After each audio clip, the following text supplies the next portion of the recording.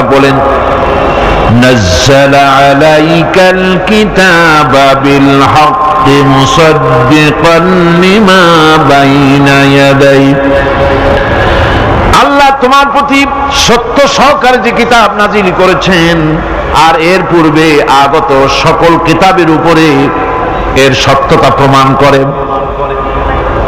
এই কোরআন হচ্ছে আগের যত কিতাব নাজিল হয়েছে সমস্ত কিতাবের সত্যতা প্রমাণকারী কিতাব। এই জন্য মুমিনদেরকে বলতে বলা হয়েছে, কুল আমান্না বিল্লাহি ওয়া মা উনজিলা আলাইনা ওয়া মা উনজিলা আলা ইব্রাহিমা ওয়া ইসমাঈলা ওয়া ইসহাকা ওয়া ইয়াকুবা ওয়াল আসবাত।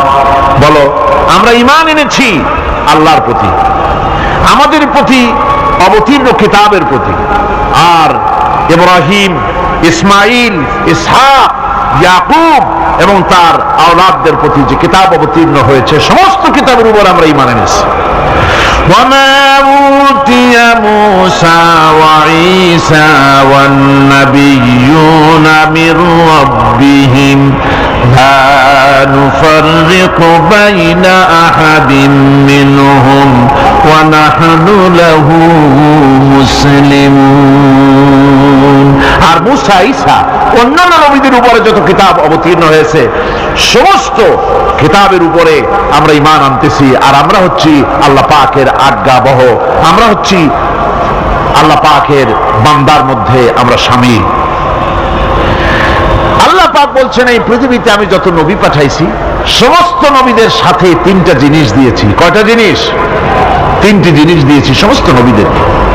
لقد أرسلنا رسلنا بالبينات وأنزلنا معهم الكتاب والميزان ليقوم الناس بالقسط।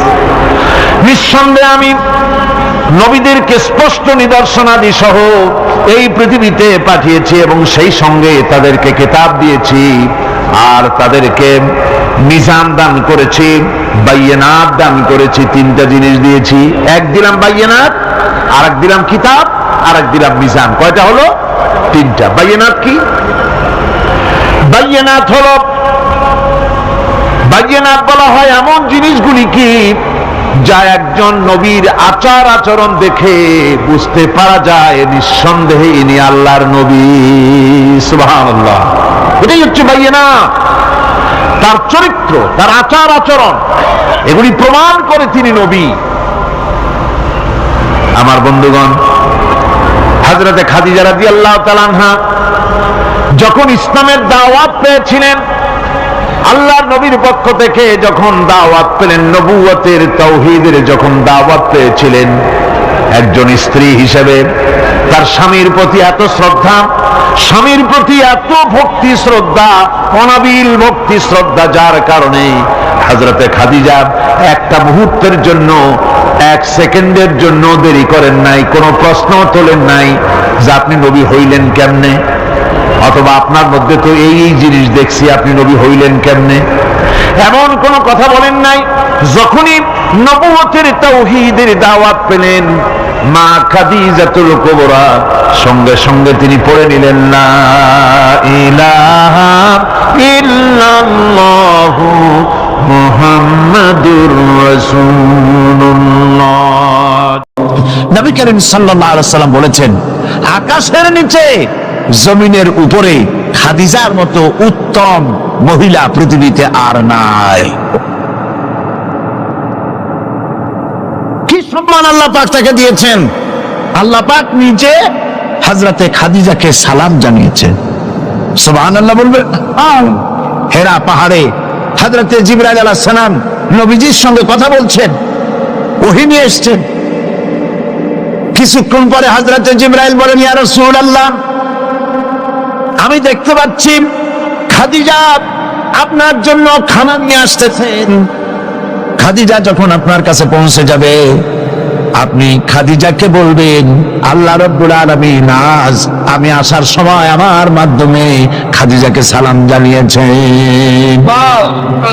হযরতে খাদিজা যখন নবীজির কাছে পৌঁছে গেছেন, আল্লাহর নবী বলেন, খাদিজা তোমার জন্য আজকে একটি সুসংবাদ আছে। তিনি বললেন, আমার জন্য কি খবর, কি সুসংবাদ? হযরতে রাসূল বলছেন, খাদিজা শোনো, এইমাত্র জিবরাইল আমার কাছে চলে গেলেন, আর জিবরাইল বলে গেলেন আল্লাহ রাব্বুল আলামিন তোমাকে সালাম জানিয়েছেন। হযরত খাদিজা ডুকরে কেঁদে উঠলেন। তিনি বললেন, ইয়া রাসূলুল্লাহ, আমার মানব জন্ম সার্থক হয়ে গেছে, আল্লাহ আমারে সালাম জানাইছেন, এর চাইতে সৌভাগ্য আমার জীবনে আর কিছুই নাই। তবে নবীজি, আল্লাহর সালামের জবাব কেমনে দিতে হয় আমি জানি না, আপনি দয়া করে আমার পক্ষ থেকে আল্লাহর সালাম যেমনে দিলে আল্লাহ খুশি হয় তেমনি আপনি দিয়া দিবেন। কি মহব্বত স্বামী আর স্ত্রীর ভিতরে ছিল। হযরতে খাদিজা হযরতে রাসূল করিম সাল্লাল্লাহু আলাইহি ওয়াসাল্লাম, নবী করিম সাল্লাল্লাহু আলাইহি ওয়াসাল্লামের ঘরে হযরত খাদিজা যতদিন ছিলেন আরেকটি বিবাহ তিনি করেন নাই। হযরত আয়েশা বলছেন, নবীজি আমার কাছে ঘুমানো ছিলেন, গভীর রাত্রে আমার ঘুম ভেঙে গেল। আমি চিন্তা করলাম নবীজি কোথায় গেলেন, মনে করলাম অন্য কোন স্ত্রীর ঘরে গেছে নাকি। আমি খুঁজতে লাগলাম, কোনো ঘরে পাওয়া গেল না। খুঁজতে খুঁজতে অবশেষে আমি নবীজিকে পেলাম রিয়াদুল জান্নাতের ভেতরে, মসজিদে নববীর জান্নাতের টুকরার ভেতরে বসে নবীজি মুনাজাত করতেছেন। আমিও পিছনে আল্লাহর দরবারে হাত তুললাম। নবীজি বলতেছিলেন, রব্বুল আলামিন কঠিন ওই হাসরের ময়দানে মা তার সন্তান ভুলে যাবে, তার সন্তান যাবে, স্বামী তার স্ত্রীকে হারায় ফেলবে, স্ত্রী তার স্বামীকে চিনবে না। ওই কঠিন হাসরের ময়দানে তাআলা আমি যেন আমার খাদিজারে হারায় না যাই। মুনাজাত শেষ হওয়ার পর হযরত আয়েশা বলেন, ইয়া রাসূলুল্লাহ, খাদিজা এই বুড়ির কথা এখনো কেন আপনার মনে পড়ে? খাদিজার পরে কুমারী মেয়েও তো আপনি বিয়ে করেছেন, খাদিজার কেন কথা, কেন বুড়ির কথা বলতে পারেন না? নবীজি বলেন, আয়েশা রে, খাদিজার সম্পর্কে এরকম কথা আর তুমি বলবে না। তোমরা জানো না, তোমরা সবাই আমার সুদিনের স্ত্রী, আর খাদিজা আমার এমন সময়ের স্ত্রী যখন এই মক্কা নগরীতে মুহাম্মদ সাল্লাল্লাহু আলাইহি ওয়াসাল্লামের পাও রাখার জায়গা ছিল না। হযরত আয়েশা বললেন, ইয়া রাসূলুল্লাহ, আমি ক্ষমা চাই, আমাকে মাফ করে দিন। আমি খাদিজার সম্পর্কে এমন কথা আর উচ্চারণ করব না, তবে খাদিজার সম্পর্কে আমার কিছু কথা শোনান। হযরতে নবীজি বলেন, আয়েশা রে শোনো, আমার সঙ্গে বিবাহের পর খাদিজার ধন সম্পত্তি যা ছিল আল্লাহর রাস্তায় সব উজাড় করে দিয়েছে। কতদিন না খেয়ে থেকেছে, একদিনের জন্য বলে নাই আপনার সাথে বিয়ে হয়েছে বলে আজ আমি না খাইয়ে আসি। সারাদিন সারা রাত দাওয়াতের কাজ করে আমি যখনই দরজার কাছে ফিরেছি, যত রাত হোক না কেন, একবার বলেছি খাদিজা, অমনি দরজা খুলে গেছে।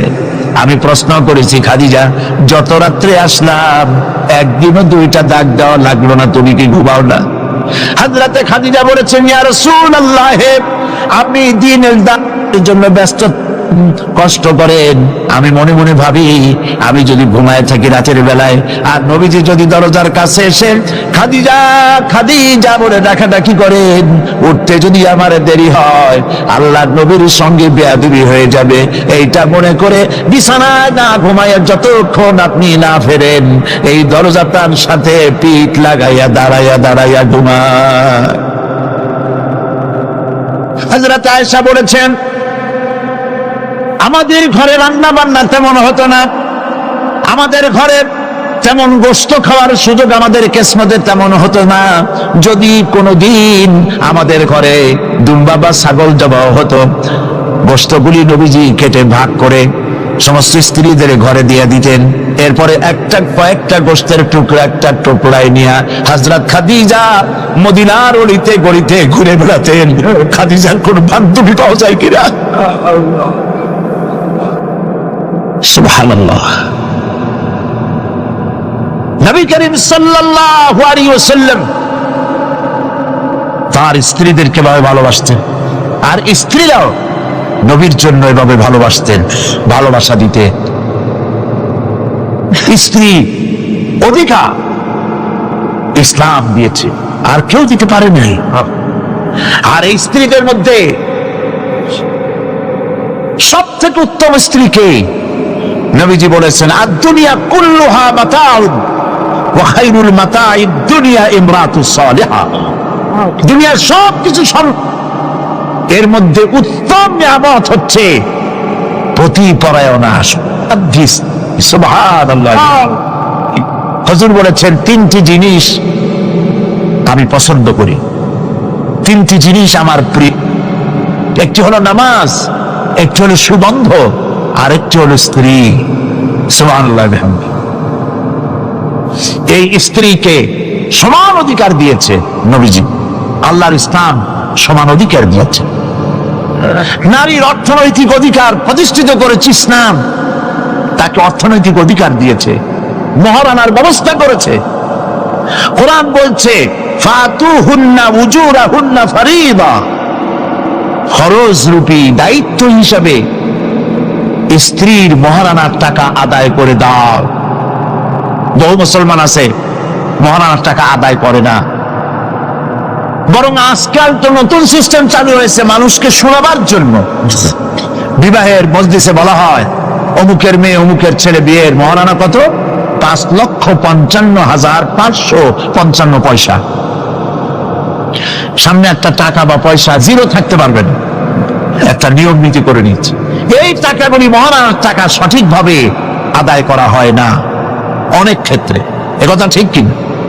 বরং উল্টো করে মহারানা আদায় করা হয় মেয়ে পক্ষের কাছ থেকে, কন্যা পক্ষের কাছ থেকে। এইটাকে কি বলা হয়? এইটাকে কি বলা হয়? এটা হলো যৌতুক নামের কৌতুক। মেয়ে পক্ষের কাছ থেকে টাকা আদায় করা। মেয়ে পক্ষ যদি ইচ্ছে করে বর পক্ষকে যদি টাকা দেয়, পয়সা দেয়, গাড়ি দেয়, বাড়ি দেয়, কোনো আপত্তি নেই, দিতে পারে। কিন্তু ডিমান্ড করে নেওয়া, চেয়ে নেওয়া সম্পূর্ণ হারাম। কন্যার পিতার মাতা 12 বছর, 18 বছর, 20 বছর, 25 বছর লালন পালন করে কলিজার টুকরা সন্তানটাই তো দিয়ে দিল। এর চাইতে টেলিভিশন, গাড়ি বাড়ি বেশি হয় কি করে? এই যৌতুক বাংলাদেশের সর্বত্র আছে, অবশ্য চট্টগ্রামে নাই, আছে। ছেলে যদি এমএ পাস করে, ইঞ্জিনিয়ারিং পড়ে লয়ার হয়েছে, পিতার এই ধারণাই হয় সন্তানকে পড়াতে লেখাতে যত টাকা খরচ হয়েছে কন্যা পক্ষকে কাছের থেকে আদায় করে নেব। এবং সেই জন্য বিয়ের সময় দাবি করা হয়, 50 লক্ষ টাকা দিতে হবে, গুলশানে 3টা বাড়ি দিতে হবে, মঙ্গল গ্রহে অফিস বানায় দিতে হবে। আপনার ছেলে এমএ পাস করেছে, লয়ার হয়েছে, ব্যারিস্টার হয়েছে, তো কি হয়েছে? আপনি কেন নির্যাতন কন্যা পক্ষকে? জায়েজ নাই, হারাম। শুকরের মাংস যেমন হারাম, কন্যার কাছ থেকে জবরদস্তি করে চেয়ে ডিমান্ড করে যৌতুক আদায় করা ওরকমই হারাম। এই কাজটি কি আপনারা করবেন? এই কাজটি কি করবেন? বিবাহ করাবেন ছেলেকে ভালোবাসা দিয়ে, টাকা দিয়ে, পয়সা দিয়ে বিবাহ করায়া মেয়ে একটা ঘরে নিয়ে আসবেন, কন্যা পক্ষের উপরে চাপ সৃষ্টি করবেন না। তো নারীকে মহারানা দেওয়ার ব্যবস্থা ইসলাম করেছে। কে ব্যবস্থা করেছে বলেন? ইসলাম করেছে। এবার আরো দেখুন আল্লাহ পাক কি বলছে, وَإِذَا آتَيْتُمْ إِحْدَاهُنَّ قِنطَارًا فَلَا تَأْخُذُوا مِنْهُ شَيْئًا। যদি তোমরা নারীদেরকে স্তূপ পরিমাণ অর্থ পরি যদি দান করো, তাহলে সামান্য তার থেকে ফেরত নিও না। চান নারীদের কাছে কিছু পুঁজি থাকুক, টাকা পয়সা থাকুক, আল্লাহ এটা চান। যদি তুমি কিছু দাও, তা যদি টুপ আকারেও হয়, তবুও সেগুলিকে ফেরত দিও না। বহু মুসলমান আছে আমাদের সমাজে, হজ করে, নামাজও পড়ে, কপালে দাগও পড়ে গেছে, তার ব্যবসা আছে, ধানি জমিনও আছে, বিবাহের সময় মেয়েকে টাকা করে দিয়ে ব্যবসা টাকা করি যৌতুক টৌতুক দিয়ে বিদায় করে দেয়, সম্পত্তির ভাগ দেয় না, ব্যবসারও ভাগ দেয় না। আছে না এমন? আছে কিনা? আপনি কন্যাকে ঠকালেন, এর জন্য আল্লাহর কাছে আপনাকে দায়ী হতে হবে। মেয়েদেরকে অর্থনৈতিক অধিকার আল্লাহ এভাবে প্রতিষ্ঠিত করেছেন, সে মহিলাদেরকে অর্থনৈতিক দিক থেকে তাদেরকে নির্যাতন করা যাবে না। এবার মেয়েদেরকে শিক্ষার অধিকার দেওয়া হয়েছে, কোনটা দেওয়া হয়নি। তারা বলছে, ইসলামের দুশ্মনেরা বলে নারীদেরকে ইসলাম ঠকাইছে। কোথা থেকে ঠকালো? কন্যা হিসেবে মর্যাদা দিল, বধূ হিসেবে মর্যাদা দিল, তারপরে অর্থনৈতিক সুযোগ করে দিল, এবার শিক্ষার অধিকারও প্রতিষ্ঠিত করল। হযরতে আয়েশা রাদিয়াল্লাহু তাআলা আনহা, তিনি শিক্ষয়িত্রী ছিলেন, হাজার হাজার সাহাবীর উস্তাদ ছিলেন। সুবহানাল্লাহ বলেন। হাদিসের উস্তাদ ছিলেন, তাফসীরের উস্তাদ ছিলেন, ফিকহের উস্তাদ ছিলেন। শিক্ষার অধিকার ইসলাম দিয়েছে নারীকে। নারীরা লেখাপড়া করতে পারবে, কোনো অসুবিধা নেই। এভাবে অধিকার শুধু অর্থনৈতিক নয়, লেখাপড়ার অধিকার দিল, তালাকের একটি অধিকার, এটি একটি গুরুত্বপূর্ণ বিষয়। তালাকের অধিকারটিও শুধুমাত্র পুরুষের না, এই তালাকের অধিকার নারীদেরকেও দেওয়া হয়েছে। কথা বুঝতে পেরেছেন? তালাকের অধিকার, বিবাহ বিচ্ছেদের অধিকার শুধু পুরুষের নয়, নারীকেও দেওয়া হয়েছে। পুরুষ যদি অকর্মণ্য হয়, যদি সে উন্মাদ হয়, জালিম হয়, নপুংসক হয়, তাহলে এই স্ত্রী কোর্টে তা প্রমাণ করে তার স্বামীকে পরিত্যাগ করে ইচ্ছে মতো স্বামী গ্রহণ করতে পারবে, ইসলাম সুযোগ দেয়। তালাক, কথায় কথায় তালাক দেওয়ার একটা রেওয়াজ আমাদের দেশে আছে। বাংলাদেশে যদি আল্লাহ কোনদিন দয়া করে ইসলামী রাষ্ট্র প্রতিষ্ঠিত করে দেন, তাহলে কথায় কথায় তালাক দেওয়ার এই প্রথাকে বন্ধ করে দেওয়া হবে। তরকারিতে লবণ কম হয়েছে, শুটকি মাছে ঝাল হইল কেন, এইসব কথা বলে তালাক দেওয়া যাবে না। আর একসঙ্গে 3 তালাক দেওয়া তো যাবেই না। এক সাহাবী এসে নবী করিম সাল্লাল্লাহু আলাইহি ওয়াসাল্লামের কাছে খবর দিলেন যে একজন তার স্ত্রীকে একসাথে 3 তালাক দিয়েছে। নবী করিম সাল্লাল্লাহু আলাইহি ওয়াসাল্লাম এত গোসা হয়েছিলেন যে বসার থেকে যান। তিনি বললেন, এই লোকটি তো আল্লাহ পাকের কোরআনের সাথে তামসা করেছে। তালাকের আল্লাহর কাছে 2টা হালাল সবচেয়ে জঘন্য, 2টি হালাল সব থেকে জঘন্য। একটা হলো ভিক্ষাবৃত্তি, আর একটা হলো তালাক। যখন তালাক দেওয়া হয় অন্যায় ভাবে, গোসায় আল্লাহর আরশ কাঁপতে থাকে। নাউজুবিল্লাহ বলেন। আপনি এভাবে তালাক দিতে পারবেন না। তালাক দেওয়ার নিয়ম হলো, যখন স্ত্রীর সাথে, লক্ষ্য করুন, স্ত্রীর সাথে বনিবনা হচ্ছে না, স্ত্রীর চরিত্র খারাপ, স্ত্রীর দাজ্জাল মার্কা, বনেই না, তো আল্লাহ পাক তখন বলেছেন, উভয় পক্ষের আত্মীয় স্বজন নিয়ে মীমাংসা করার চেষ্টা করো, সালিসি করো। যদি মীমাংসায় না হলো, তাহলে 1 মাসে 1 তালাক দাও, বিছানা আলাদা করে দাও, এবং অপেক্ষা করো তার এই অবস্থা দেখে সে ফিরে আসে নাকি। যদি ফিরে আসে তো গ্রহণ করো, যদি ফিরে না এলো 2য় মাসে 2য় তালাক দাও। তাও যদি ফিরে না, তাহলে সে গিয়ে 3 তালাক একদম রেজি করে দাও, আর ফেরত হবে না। 3 তালাকে বায়না করে দাও, এই স্ত্রীকে আর গ্রহণ করা যাবে না। এখন আমাদের দেশে রাগের মাথায় একসাথে 3 তালাক দেওয়ার পর মনে মনে অনুশোচনা হয়, এতগুলো ছেলে পেলে নিয়ে করবো কি, কি সর্বনাশ হইল, রাগের মাথায় করলামটা কি। এখন এই বউ ফিরে পাওয়ার জন্য মসলা তালাশ করে। তখন গ্রামের মুন্সি মৌলবী, এই জাতীয় 1 শ্রেণীর লোক আছে যারা কোরআন বোঝে না, হাদিস বোঝে না, তারা হিল্লা নামক একটা ঔষধ বের করছে। সেই ঔষধটা কি? তারা বলে যে এই স্ত্রীকে যদি আবার নিতে চাও, তাহলে আর একটা পুরুষের সঙ্গে বিবাহ দাও, এবং শর্ত করো যে তোমার কাছে দিলাম, 2-3 দিন পর তুমি তালাক দিয়ে দিবা, এরপরে আমরা নিয়ে নেব। তালাকের নিয়তে বিবাহ করা এটা সম্পূর্ণ হারাম, বিবাহ হবে না। তালাকে নিয়ে তো বিয়ে করলো, বিয়ে হবেই না। তারপরে এই যে ভাড়া করা, একজনের সঙ্গে হিলা করতে দেওয়া, এটাকে হাদিসের ভাষায় বলা হয়েছে ভাড়া করা শাক। ভাড়া করা শাক। ইসলামে এই ধরনের কোনো বিধান নাই। সবাই কান খুলে শুনুন, হিল্লা করার যে ব্যবস্থা বাংলাদেশে গ্রামে গঞ্জে আছে, শরীয়তের কোন অস্তিত্ব নাই। কেউ যদি তার স্ত্রীকে তালাক দেয় আর এই স্ত্রীকে আবার ফেরত নিতে চায়, পর্যন্ত ফেরত দিতে পারবে না। একটা পথ আছে, সেই পথটা হলো এই ইচ্ছে করে কোনো স্বামী গ্রহণ করেন, আর সেই স্বামী যদি ইচ্ছে করে ঘটনাচক্রে তালাক দেয়, অথবা ঘটনাচক্রে সেই স্বামীর যদি মৃত্যু হয়, তাহলে কেবলমাত্র প্রথম স্বামীর কাছে আসতে পারবে।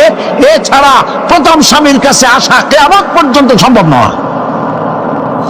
এইটা ইসলাম করেছে দৃষ্টান্তমূলক শাস্তি দেওয়ার জন্য। কথায় কথায় তালাক দেবা, বাগুন ভর্তায় মরিচ হইল কেন, এই সব শয়তানি চলবে না।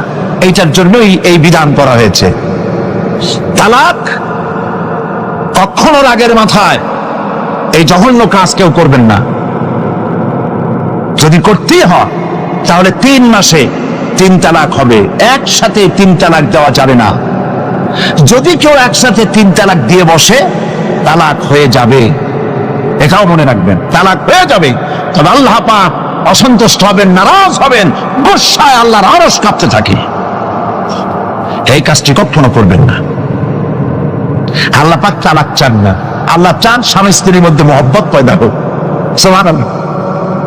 যদি স্ত্রীর উপর রাগ হয়, কখনো মন খারাপ হয়, আল্লাহ বলছেন ওয়ালা তানসাউল ফাদলা বাইনাকুম, তোমরা পরস্পর পরস্পরের অনুগ্রহকে ভুলে। আজকের একটা ব্যাপারে মন খারাপ হয়েছে, তুমি চিন্তা করো তোমার জীবনের অনেক ক্ষেত্রে এই স্ত্রীর অনেক অবদান আছে, সেগুলিকে মনে করে আজকেরটা মাফ করে দিবেই তো সারে। সুবহানাল্লাহ। কম আল্লাহ পাক চান না স্বামী স্ত্রীর ভিতরে অসন্তুষ্টি থাকুক এবং তালাক পর্যায়ে চলে যায়। একবার নবী করিম সাল্লাল্লাহু আলাইহি ওয়াসাল্লাম বসে আছেন মসজিদে নববীর ভিতরে, মুখ মলিন, সাহাবায়ে কেরাম ভয়তে কথা বলতে পারছেন না। কিছুক্ষণ পর হুজুর হযরত আলী হযরত ফাতেমার ঘরে ঢুকলেন, বেরিয়ে আসতেন হাসি মুখে। তিনি প্রশ্ন করলেন, সাহাবায়ে কেরাম জিজ্ঞেস করলেন, হে রাসূল, একটু আগে আপনার মুখ এত মলিন ছিল, আর এখন আপনি এত হাসি খুশি, আমরা তো তখন কথা বলতেই সাহস পাইনি। হুজুর কি হয়েছে? আল্লাহর নবী বলেন, ওদের মধ্যে মনোমালিন্যের সৃষ্টি হয়েছিল আর আমার মনটা খারাপ হয়ে গিয়েছিল। ওদের, বুঝতে পারছেন তো, হযরত আলী এবং ফাতেমার মধ্যে মনোমালিন্য সৃষ্টি হয়েছিল, আমার মনটা খারাপ হয়ে গিয়েছিল। আমি ভেতরে গেলাম, উভয়ের সঙ্গে কথা বললাম। এখন তারা দুজনের মধ্যে তাদের ভুল বুঝাবুঝির নিরসন হয়েছে, আমার মনটা খুশি হয়ে গেছে। নবীজি বলেন, ফাতেমাকে যে কষ্ট দেয় সে আমাকে কষ্ট দেয়, কারণ ফাতেমা আমার কলিজার টুকরা। স্বামী এবং স্ত্রীর মধ্যে সম্পর্ক ভালো থাকতে হবে, অধিকার সমান, তবে স্বামীর মর্যাদা বেশি। মর্যাদা কার বেশি? স্বামীর মর্যাদা বেশি। তিরমিজি শরীফের হাদিসে এসেছে, আল্লাহর নবী একদিন একদিকে যাচ্ছিলেন, জঙ্গল থেকে এক পাহাড়িয়া উট এসে নবীজির কদমের উপরে নবীজির কদম মোবারকে চুমা দিল, সেজদা করলো। সাহাবায়ে কেরাম বললেন, ইয়া রাসূলুল্লাহ, পাহাড়ের উটের কি সৌভাগ্য, আল্লাহর নবীর পায়ের উপরে চুমা খেয়েছে, সেজদা দিয়েছে। আমাদেরকে অনুমতি দেন, আপনার কদমের উপরে আমরা সেজদা দিয়া ধন্য হই। হুজুর বলেন, শোনো, আমি যদি এই পৃথিবীতে মানুষকে সেজদা করার জন্য যদি পারমিশন দিতাম, তাহলে পৃথিবীর সমস্ত নারীদেরকে বলতাম তারা যেন তাদের স্বামীকে সেজদা দেয়। তাহলে মর্যাদা কার বেশি? স্বামীর মর্যাদা বেশি। অধিকার সমান, মর্যাদা বেশি স্বামী। আবু দাউদ শরীফের হাদিসে এসেছে, নবীজি বলেছেন, কোন স্ত্রী লোক এমন অবস্থায় যদি মারা যায় যে তার স্বামী তার উপরে সন্তুষ্ট ছিল, আল্লাহ রাব্বুল আলামিন ওই মেয়ে লোকটি জান্নাত দান করে দিবেন। স্বামীর মর্যাদা এখানে বেশি। তাহলে আমরা দেখলাম অধিকারের দিক থেকে যখন নারী ছিল, বধূ ছিল, কন্যা ছিল, বধূ ছিল, সব জায়গায় ইসলাম নারীকে সম্মান বাড়িয়ে দিল, ঠিক কিনা বলে? আর নারী বিবাহ হওয়ার পর কদিন পরে মা হয়ে গেল, মা হয়ে যাওয়ার পর মর্যাদা কমে গেল না বেড়ে গেল? বলেন, কমলো না বাড়লো? নবীজি বলছেন, আল্লাহর নবীর সামনে একজন সাহাবী এসে প্রশ্ন করলেন, হে আল্লাহ রাসূল, খেদমত করব কার? মান আহাক্কুন নাস বিহুসনি সাহাবাতি? ক্বালা উম্মুক। ক্বালা সুম্মা মান? ক্বালা উম্মুক। ক্বালা সুম্মা মান? ক্বালা উম্মুক। ক্বালা সুম্মা মান? ক্বালা আবুক। আখরাজাহুল বুখারী। বুখারী শরীফের হাদিস। সাহাবী জিজ্ঞেস করছেন, ইয়া রাসূলুল্লাহ, খেদমত করব কার? হুজুর বলেন, তোমার মায়ের। তারপরে কার? তোমার মায়ের। তারপরে কার? তোমার মায়ের। তারপরে কার? তোমার পিতার। বাপের চাইতে মায়ের মর্যাদা কয় গুণ বেড়ে গেল বলেন? 3 গুণ বেড়ে গেল মর্যাদা। আল্লাহর নবী মসজিদে নববীতে বসে আছেন, সাহাবায়ে কিরাম কর্তৃক পরিবেষ্টিত হয়ে এমন সময় একজন বুড়ি মসজিদে প্রবেশ করেছেন। হুজুর তাকে দেখে দাঁড়ায় গেলেন। কাছে যখন এলেন মহিলা, নবীজি নিজের গায়ের চাদর বিছায়া দিলেন। মহিলা চলে যাওয়ার পর সাহাবায়ে কিরাম প্রশ্ন করলেন, ইয়া রাসূলুল্লাহ, আমরা তো চিনলাম না এই মহিলাকে। একজন মেয়ে লোকের জন্য নবীজি তার গায়ের চাদর বিছায়া দেয়, এত বড় সম্মানী মহিলা আমরা চিনলাম না, তিনি কে? আল্লাহর নবী বললেন, আমার মায়ের দুধ আমার কিসমতে তেমন হয় নাই। যার কোলে কাকে চড়ে, যার বুকের দুধ খাইয়া আমি বড় হয়েছি, এই আমার সেই দুধ মা হযরতে হালিমাতুস সাদিয়া। মায়ের মহব্বত কেমনে করতে হবে? মা যখন হয়ে গেলেন, সম্মান বেড়ে গেল সন্তানের কাছে। একজন সাহাবী এসে কাছে বলছেন, হে রাসূল, আমার মায়ের মেজাজ খুব খারাপ। হাদিস, আমার মায়ের মেজাজ খুব ঠিক। হুজুর প্রশ্ন করলেন, তোমার মা যখন তোমারে গর্ভে রাখছিলেন তখন তো মেজাজ খারাপ ছিল না? তিনি বললেন, হুজুর আমি সত্যি বলছি, মেজাজ খুবই খারাপ। হুজুর বলছেন, তোমাকে যখন তোমার মা ডেলিভারি করেছিল তখন তো মেজাজ খারাপ ছিল না? কয়, না হুজুর, দারুণ খারাপ মেজাজ। হুজুর বললেন, তোমার 2.5 বছর 2 বছর ধরে যখন দুধ খাওয়াইছিল তোমার মা, তখন তো তার মেজাজ খারাপ ছিল না। সাহাবী যখন এর পরেও বললেন, ইয়া রাসূলুল্লাহ, আমি আমার মায়ের দুধের হক আদায় করে দিয়েছি। হুজুর বললেন, দুধের হক আদায় করেছো তুমি, তোমার মায়ের একটি সপ্তাহের হক তুমি আদায় করতে পারো নাই।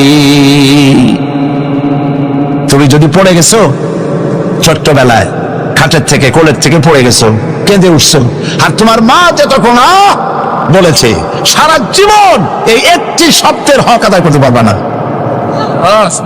মায়ের সম্মান ইসলাম এভাবে বাড়িয়ে দিল। আল্লাহ রাব্বুল আলামিন শিখায় দিলেন, وَقَضَى رَبُّكَ أَلَّا تَعْبُدُوا إِلَّا إِيَّاهُ وَبِالْوَالِدَيْنِ إِحْسَانًا। তোমার রবের পক্ষ থেকে তা ফয়সালা হয়েছে যে আমার ইবাদত করার পর মা বাপের ইহসান করবে। দেখেন অবস্থাটা দেখুন, লক্ষ্য করুন, আল্লাহর ইবাদতের পরেই বান্দা কাজ করবে। বলেন কার? মা বাপ ইহসান করো। মা বাপের সামনে চোখ দিয়ে চোখ রাগায় কথা বলবে না। ওয়ালা তাকুল্লাহুমা উফিন ওয়ালা তানহারহুমা, ঝিরকি দিবে না, ধমক দিবে না। আর তাদের সঙ্গে কোন ভাষায় কথা বলবে তাও আল্লাহ শিখায় দিয়েছেন। আল্লাহ পাক বলেন, ওয়াকুল্লাহুমা কাওলান কারীমা, সম্মান সূচক কথা বলো মা বাবার সাথে। আর শিখায় দিলেন, বান্দারা তোমার মা বাবার জন্য আমার কাছে এই ভাষায় দোয়া করো, রব্বির হামহুমা কামা রব্বায়ানি সগীরা। আয় আমার রব, আমার মা বাপ ছোটবেলায় আমাকে যেভাবে স্নেহের করে লালন পালন করেছে, আল্লাহ পাক দয়া করে আমাকে, আমার পিতা মাতাকে তোমার রহমতের কোলে লালন পালন করো। আল্লাহ পাক শিখাই দিয়েছেন। এই দোয়া করবেন তো? মনে থাকবে? প্রত্যেক নামাজের পরে মুনাজাতে এই দোয়া করবেন। মা বোনেরা লেখাপড়া করতে পারবেন, চাকরি করতে পারবেন, জিহাদে যেতে পারবেন, সবই করতে পারবেন পর্দার ভিতরে থেকে। আল্লাহ পাক কোরআনে কারিমে বলেছেন, ওয়াকারনা ফি বুয়ুতিকুন্না ওয়ালা তাবাররাজনা তাবাররুজাল জাহিলিয়াতিল উলা। ওয়াকারনা ফি বুয়ুতিকুন্না, তোমরা তোমাদের ঘরের মধ্যে থাকো, আর জাহিলিয়াতের যুগ মতো করে সাজসজ্জা করে তোমরা বেরিও না, আর চমক করে বেরিও না, সৌন্দর্য প্রদর্শনী করো না। পৃথিবীতে বিভিন্ন দেশে মিস সুন্দরী প্রতিযোগিতা হয় না? হয় কিনা? সুন্দরী প্রতিযোগিতা হয় পৃথিবীর বিভিন্ন দেশে। মিস চায়না, মিস থাই, মিস আমেরিকান, এভাবে নাম হয়। সুন্দরী প্রতিযোগিতা কি? সুন্দরী প্রতিযোগিতা করতে গিয়ে বিচারক মণ্ডলী সুন্দরীদের শরীরের যেসব জায়গা মাপজোপ করে, তা কেবলমাত্র শয়তানের পক্ষে সম্ভব, পুরুষের পক্ষে সম্ভব নয়। যারা এই বিচারক মণ্ডলী থাকে নির্লজ্জ বেহায়া, তারা কি তার নিজের মেয়ের, নিজের বোনের শরীরের সেসব জায়গা মাপ করতে পারবে? লম্পট। বাংলাদেশে সুন্দরী প্রতিযোগিতা কিয়ামত পর্যন্ত হতে দেওয়া হবে না। পর্দার বিষয়টি আলোচনা করতেছি না। পর্দা করা ফরজ। পর্দা করা কি? ফরজ। নবীজি বলেছেন, এমন এক সময় আসবে, রাসূলুল্লাহ সাল্লাল্লাহু আলাইহি ওয়াসাল্লাম, নিসাউন কাসিয়াতুন আরিয়া মুমিলাতুন মাইলাতুন রুউসুহুন্না কাল বুখতিল মাইলা ইয়াদখুলনাল জান্নাতা ওয়া লা ইয়াজিদনা রিহাহা। আখরাজাহু মুসলিম। আল্লাহর নবী বলেন, এমন এক জামানা আসবে যখন বস্ত্র পরিধানকারিণী উলঙ্গিনী হবে মেয়ে লোকগুলি, উটের চুটের মতো করে খোপা বেঁধে মরাল সময় হেলে দুলে পরপুরুষে আকর্ষণ করে রাস্তায় চলাফেরা করবে। এদের এরা কথা, জান্নাতের সুঘ্রাণ এদের প্রবেশ করবে না। কাসিয়াতুন আরিয়া, বস্ত্র পরিধানকারিণী উলঙ্গিনী। কথা শুনতেছেন আপনারা? বুঝতে পারতেছেন? বস্ত্র পরিধানকারিণী উলঙ্গিনী, কোন কাপড় পরছে, যা পরাও যা, না পরাও তাই, জান্নাতে যেতে পারবে না। এই জন্য অশালীন পোশাক বাদ দিতে হবে। রাসূলুল্লাহ বলেছেন আরাফাতের ময়দানে, তোমরা যেমন খাবে তোমাদের মেয়েদেরকে, স্ত্রীদেরকে তেমন পরাবে। তোমরা যেমন খাবে তেমন তাদের খাওয়াবে। তোমরা যেমন পড়বে তেমন তাদেরকে পড়াবে। কেউ কেউ এর অর্থ করেছে যেমন খাবো তেমন খাওয়াবো, এটা তো ঠিক আছে। যেমন পড়ি তেমন তাদেরই পড়াতে হবে। তো পুরুষও প্যান্ট শার্ট পরে মেয়েদেরকেও প্যান্ট শার্ট পরানো শুরু করছে। নাউজুবিল্লাহ বলে। কিয়ামতের অনেকগুলি আয়াত আছে। হযরত আলী রাদিয়াল্লাহু তাআলা হাদিস রওয়ায়াত করেছেন, কিয়ামতের পূর্বে 15টি লক্ষণ প্রকাশ পাবে। তিরমিজি শরীফের হাদিস। তার মধ্যে একটি লক্ষণ হলো এই, মেয়েরা পুরুষের পোশাক পরবে, পুরুষরা মেয়েদের পোশাক পরবে। এটা তো শুরু হয়ে গেছে। শুরু হয়েছে কিনা? মেয়েরা, আমাদের দেশেও এই প্রচলন শুরু হয়েছে। কোনো কোনো ক্ষেত্রে মহিলারা প্যান্ট শার্ট ইত্যাদি চাদরবিহীন এগুলি পরে রাস্তায় বেরোনো শুরু হয়ে গেছে। পুরুষগুলি, আমাদের দেশে এগুলি কম, বিদেশে দেখেছি দুল পরে। আমাদের দেশে দুল পরা শুরু করছি কিনা আমার চোখে এখনো পড়ে নাই। আছে? আমি তো এত খাতায় দেখি, তারপরেও আমার নজরে পড়ে নেই। তবে চেন পরে দেখেছি, সোনার চেন বহু নজরে পড়েছে। সে গলায় পরে পুরুষ, মাঘের পৌষের প্রচন্ড শীতে সামনের 3-4টা বোতাম খোলা রাখে, যাতে মানুষে বুঝে উনি একখান কিছু পড়ছে। হারাম, হারাম। পুরুষের জন্য এক রত্তি স্বর্ণ জায়েজ নাই। কারো যদি থাকে এগুলি খুলে আজই, বউ থাকলে বউরে দাও, না থাকলে বোনেরে দাও, থাকলে কিছু যদি না থাকে বাক্সে উঠায় রাখো, বউ আসলে তারে পড়াই দিও, তোমার জন্য হারাম। বিদেশে কানে দুল পড়ে, নাকে ফুল পড়ে, আমি অবাক হয়েছি। ঠোঁটে রিং, ঠোঁটে জিব্বাও রিং পড়ে, ভাত খায় কেমনে আল্লাহই জানে। শয়তান কারে বলে না, আমার দেশে জিব্বায় ঠোঁটে রিং আমি দেখি নাই। আমি ইউরোপ আমেরিকা দেখেছি, মাথার চুল চতুর্দিক থেকে কেটে মাথার চান্দির উপরে তালপট্টির দ্বীপের মতো বানায় রাখে, আবার দুই দিক থেকে কামাইয়া মাথার উপরে তাল পাতার মতো রঙিন করে চুল খাড়া করে রাখে, আবার পিছনে চুল ছোট ছোট কেটে, ছোট করে কেটে ওইখানে বাড়ির নম্বর, রোড নম্বর, টেলিফোন নম্বর লিখে রাখে। আমি দেখে বলছি, শয়তানে যদি এই সব দেখে আলী কানবে আর বলবে যে আমি শয়তান হয়েছিলাম কেন। কত মারাত্মক হয়ে গেছে মানুষ এই শয়তানদের করে, নাউজুবিল্লাহ বলে। এই জন্য পোশাকের ব্যাপারে মা বোনরা কেমন পোশাক পরবে আল্লাহ পাক কোরআনের মধ্যে বলে দিয়েছেন। ওরা সমান অধিকার দিতে চায়, নারীকে পুরুষ বানায়া পুরুষের সমান অধিকার দিতে চায়, আর ইসলাম নারীকে নারীর মর্যাদায় রেখে পুরুষের সমান অধিকার। কথাটায় পার্থক্য আছে কি নাই, বুঝতে পেরেছেন কিনা? নারী পোশাক শাড়ি মার্জিত। আল্লাহ পাক কোরআন শরীফের মধ্যে বলেছেন, মহিলারা এমন একটা কাপড় পরবে যেই কাপড়টা এমন শাড়ি পরার পর অথবা সালোয়ার কামিজ পরার পর, কাপড় পরার পর এর উপর একটা চাদর পরবে এমন যেই চাদরটা মাথাটা, গলাটা, বুকটা ঢেকে যায়। এমন একটি চাদর পরা আল্লাহ পাক ফরজ করে দিয়েছেন প্রত্যেকটি বয়সপ্রাপ্ত না করে। সেই জন্য মা বোনদেরকে তাদের কাপড় চোপড় শালীন হতে হবে। কোরআন শরীফ আল্লাহ পাক বলেছেন, ওয়ালা তাকরাবুজ জিনা ইন্নাহু কানা ফাহিশাতান ওয়া সা সাবিলা। জিনা করার কথা, জিনার নিকটটিও হয় না। এখন জিনার নিকটটি কিভাবে হয়? জিনা করা তো দূরের কথা, জেনার কাছেও যাও না। জেনার কাছে যাওয়ার জন্য এগুলি হচ্ছে রুট, অশ্লীল গান, অশ্লীল বাজনা, সৌন্দর্য প্রতিযোগিতা, অশালীন অমার্জিত কাপড় চোপড় পরে রাস্তায় বেরোনো, এগুলি জেনা ব্যভিচার পথকে বাড়িয়ে দেয়। বলেন নাউজুবিল্লাহি মিন যালিক। এই জন্য মহিলাদের চাদর পরার কথা বলা হয়েছে, বোরকা কথা বলা হয়েছে, হিজাব এবং নিকাব পরার কথা বলা হয়েছে। মহিলাদের ঘরই হচ্ছে তাদের জন্য জিহাদ।